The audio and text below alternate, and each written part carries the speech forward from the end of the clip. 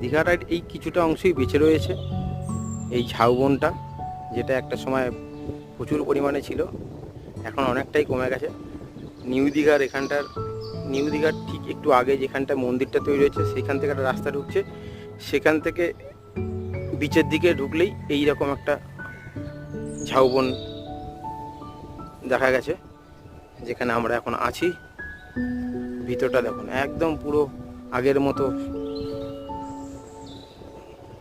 ঝাউবনটা আছে, অল্প অল্প বিস্তর। আর এই সামনে বিচ, এই রাস্তাটা, যে গাড়ি দাঁড়িয়ে আছে, আমার বাইক দাঁড়িয়ে আছে, আর এই সামনে বিচ, আর এই ঝাউবনটা খুব সুন্দর লাগছে। এই ঝাউবনই একসময় ফেমাস ছিল দীঘার, এখন অনেক কমে গেছে। জানাবেন কেমন লাগলো ঝাউবনের দর্শন।